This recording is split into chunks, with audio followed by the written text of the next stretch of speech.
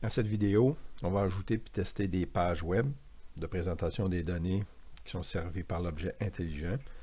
On a la page web DHT22 qui présente les données numériques avec les styles Bootstrap. On a la page jauge qui présente les données dans des jauges. On utilise la librairie GaugeMin.js qui est récupérée d'Internet. Ensuite, il y a la page de présentation de l'historique des données dans un graphe, dans lequel on utilise la librairie chartbundle.min, récupérée de chartjs.org.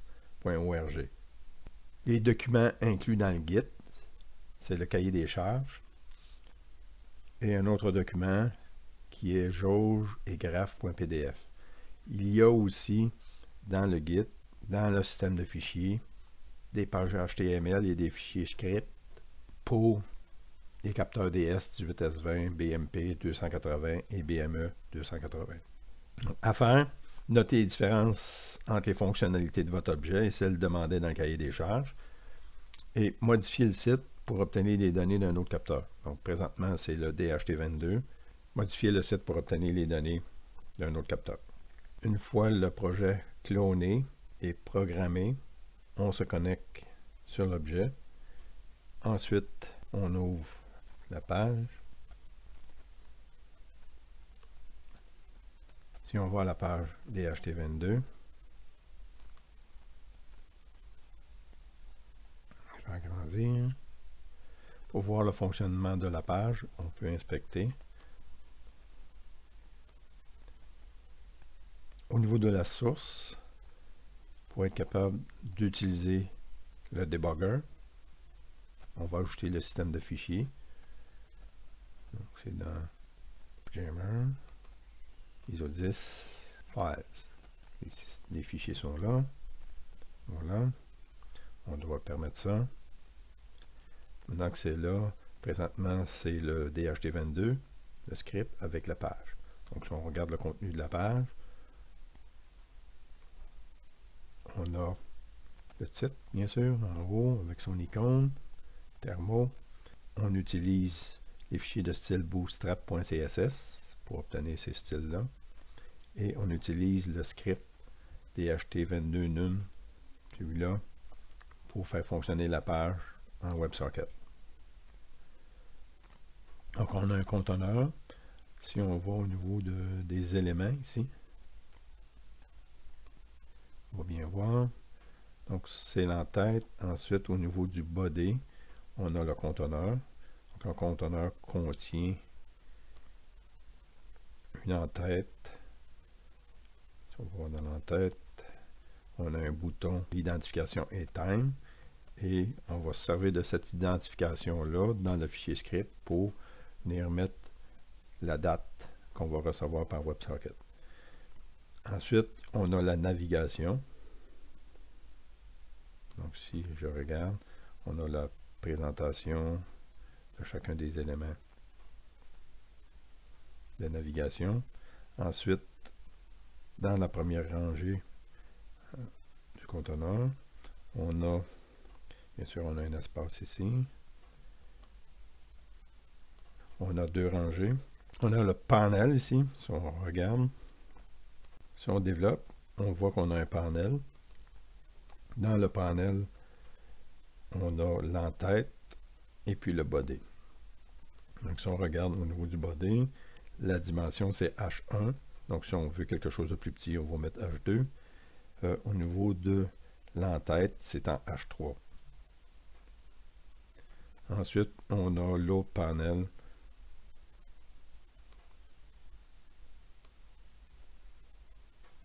Avec son entête, son titre en H3 et le body en H1. L'identification ici du texte, là, il est identifié comme humidity et ici il est identifié comme température. Donc ce sont ces deux identifications-là qu'on va utiliser dans le script pour venir modifier le contenu ici. On voit présentement qu'il y a des données qui rentrent et ça change. Au fur et à mesure ici, ça change. Pour voir les données qui rentrent, on peut aller dans la console et on voit qu'il rentre des données ici. Si on revient à la source, donc On vient de passer au travers de la page HTML. Maintenant, on va voir comment la page fonctionne avec son JavaScript. Donc, à la fin de la page, ici, lorsque tous ces éléments-là sont dessinés, on a un script qui demande de partir de la communication WebSocket. Pour voir comment le script fonctionne, on va ouvrir le fichier. On va mettre un breakpoint lorsque le WebSocket va ouvrir. Je vais recharger la page. Ça s'est arrêté au breakpoint. Maintenant, si je fais pas à pas, il envoie un message à la console et il va envoyer un message à l'objet. Le message c'est DHT-JSON de façon à ce qu'il retourne une valeur JSON. Si je continue, je peux avant me mettre un breakpoint ici pour voir quand est-ce qu'il va recevoir un message. Donc si j'active ça, on continue. Donc le message a été transmis à l'objet. L'objet a retransmis un message et le message c'est tout simplement une string. Le message, le data, c'est celui-là. Voilà, donc c'est un type DHT22, un timestamp, une température et une humidité relative. Si on fait pas à pas, donc on avance d'un pas, il essaie de faire un objet JSON avec ça. Ensuite, il va regarder le type, si c'est un type DHT22. Donc log, c'est au niveau de la console, il va afficher ça dans la console. Ensuite, il va récupérer le timestamp, puis il va mettre ça dans la variable timestamp. Et on continue. On voit qu'il a récupéré le timestamp. Il récupère ensuite de ça la température et l'humidité relative. Et ensuite, il identifie l'élément time dans la page, qui est le bouton en haut. Il va mettre la valeur du timestamp dans le bouton. Ensuite, il identifie l'élément de température, qui est celui-là ici. Et il va mettre la valeur de température à l'intérieur. Et ensuite, il va identifier l'élément HTML qui s'appelle humidité, qui est ici, et il va mettre l'humidité à l'intérieur. La valeur de l'humidité. Voilà. Passons à la page jauge. Donc, au niveau de la page HTML, le fichier de style jauge.min.js, qui est la librairie pour faire afficher les jauges et ses propriétés. On a le script pour la jauge qui va dessiner la jauge et nous permettre de faire des animations, de changer les valeurs. On a le script DHT22 jauge.js qui va nous permettre de faire la communication WebSocket entre l'objet et la page web afin de modifier les propriétés des jauges. Ça, c'est dans l'entête, ce qu'on a besoin. Ensuite, on a encore une fois le bouton en haut ici. Donc au niveau des éléments, on peut revenir. On va regarder les éléments. Donc on est rendu dans le body, le bouton.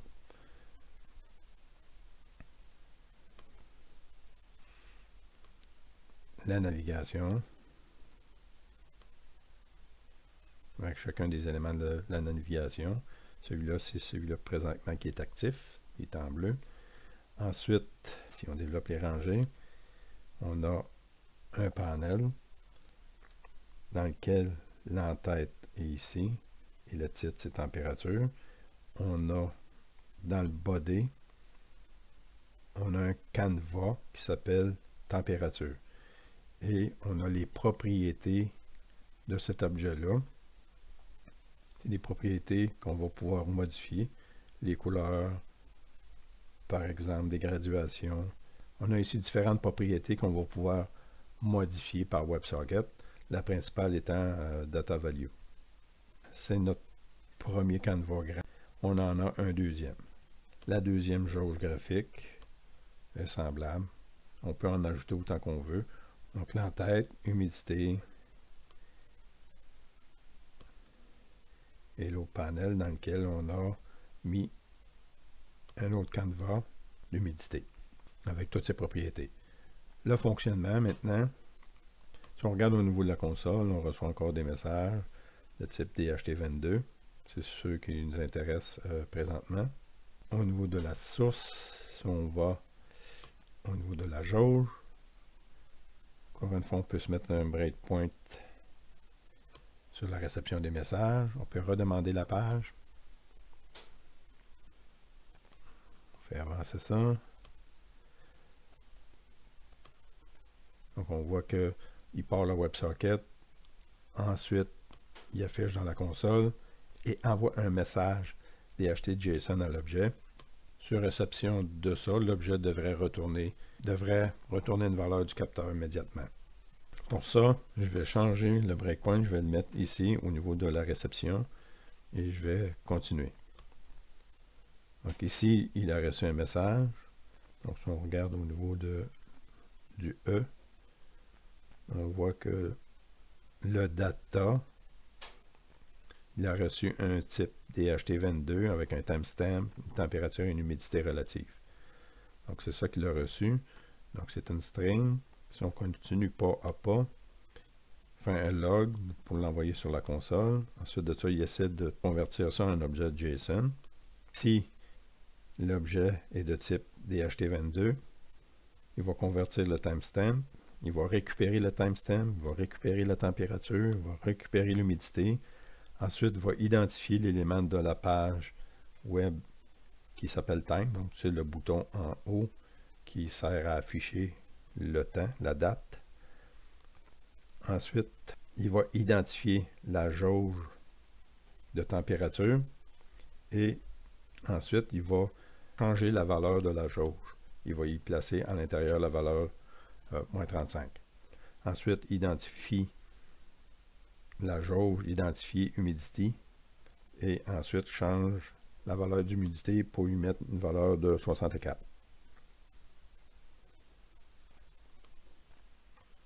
Si on enlève le breakpoint et qu'on continue, on voit le fonctionnement à chaque fois qu'il reçoit un message. Il y a d'autres exemples de jauge. On regarde ici jauge.test. Donc cette page-là, c'est un exemple de la librairie que j'ai téléchargée qui s'appelle Canva Gauge Master. Donc à l'intérieur de ça, on a plusieurs exemples. Pour essayer un exemple, on a tout simplement qu'à ouvrir ça dans Chrome et on a un exemple. Donc on peut faire l'animation, stopper l'animation. On peut aller voir de quoi composer la page.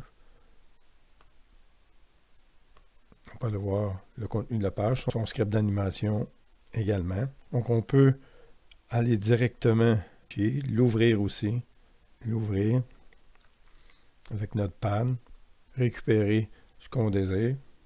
Donc récupérer par exemple les jauges sans le script et ajouter notre propre script WebSocket pour modifier les jauges.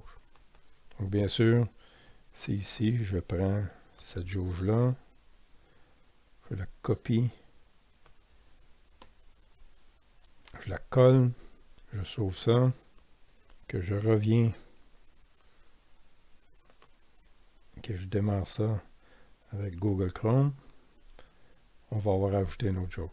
Les autres jauges qui existent, qui peuvent être intéressantes, on peut bien sûr redimensionner 300 et 16. On voit les différents types. Un autre exemple, des jauges linéaires. Maintenant, on va aller au graphe. Le graphe maintenant, donc la page HTML, c'est histo.html. On utilise bootstrap.css pour le style. Il y a chartbundle.min.js pour le graphique, récupéré de chartjs.org. Donc on peut copier un exemple et puis le modifier. Ensuite, il y a une librairie utils.js qui est inclus aussi ici, que vous pourrez aller voir, et notre fichier de communication WebSocket pour modifier la page, pour ajouter des points par exemple dans la page. Ensuite, au niveau du body, on a la navigation. Avec les éléments de navigation, celui-là qui est actif. Ensuite, on a le graphe avec une dimension de 90%, c'est la zone bleue. Et ensuite, on a le script qui va avec le graphe. Donc, le graphe, c'est tout simplement quelque chose qui a été récupéré d'un exemple de chart.js.org. C'est semblable à la page HTML des jauges. Donc, on a ici une classe qui définit que c'est chart.js et on a un canevas ici qui est identifié Canva avec ses propriétés. Ensuite, il y a une zone de script, le label température par exemple, et le label humidité et la couleur associée à ça au niveau du contour et au niveau du fond. Pour la température, ça sera rouge. Et pour l'humidité, ça sera bleu. Ensuite, dans l'élément Canva, on a vu tout à l'heure ici là, que le Canva était baptisé Canva, donc l'identification. Donc ici, on s'intéresse à cet élément-là. Et au niveau du Canva, on a les données sous forme d'un graphe de lignes avec certaines propriétés. On a le texte ici qui est capteur DHT22 qu'on retrouve ici. Ensuite, on a l'échelle du temps, le time qui est en bas avec son label, son étiquette historique. Et les ticks, les propriétés des ticks. Ensuite, il y a les axes Y. On peut en mettre plusieurs. Ici, j'en ai deux. Donc, ce sont des axes linéaires. C'est un tableau pour les axes. Donc, on voit le crochet ici qui est à l'intérieur. Ici, c'est l'axe Y1 de couleur rouge. Et ici, on a l'axe Y2 de couleur bleue. Voilà, ça c'est pour la page HTML. Maintenant, si je vais à histo.js, lorsqu'il est connecté, il va envoyer un message à l'objet. Il va envoyer le message DHT histo et l'objet va retourner un message DHT histo. Donc si je viens ici, une fois qu'il va l'avoir trouvé, si je continue, lorsqu'il a reçu, il a reçu le message de type histo. À partir de là, il va faire un objet JSON avec ça, il va récupérer les informations. Ce qu'on voit, c'est qu'il a récupéré 24 valeurs de temps, les valeurs de température, 24, et 24 valeurs d'humidité. Et il y a une boucle ici pour insérer ces valeurs-là dans le dataset. La première série de données, ça va être la température et le temps. L'autre série de données, ça va être l'humidité et le temps. Donc, c'est mis, chacun des éléments sont mis dans les datasets et ensuite de ça, il y a un update. Donc, on peut se mettre un breakpoint ici. On va demander de continuer. Si on fait pas à pas, donc la température est moins 34, l'humidité 44, le timestamp, et ensuite de ça, si on regarde qu'est-ce qui se passe pour la température, moins 34, et son timestamp, il va shifter les données à l'écran, et ensuite de ça, il va pousser la nouvelle donnée dans le tableau. Même chose pour le graphe d'humidité. Et ensuite de ça, il fait un update.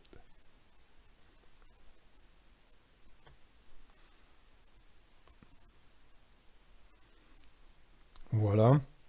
Le graphique a été récupéré de chartjs.org. Sur ce site-là, vous avez la documentation. Vous pouvez télécharger aussi la librairie et vous avez différents exemples. À partir d'un exemple, vous pouvez construire une nouvelle page et utiliser la communication WebSocket entre l'objet et la page pour mettre à jour votre graphique. Les documents inclus dans le Git, il y a le cahier des charges, GeoGégraphe, qui est une description brève des librairies utilisées pour l'objet. Et il y a des pages et des fichiers scripts pour les S18, S20, BMP et BME 280. Donc si on regarde dans le projet,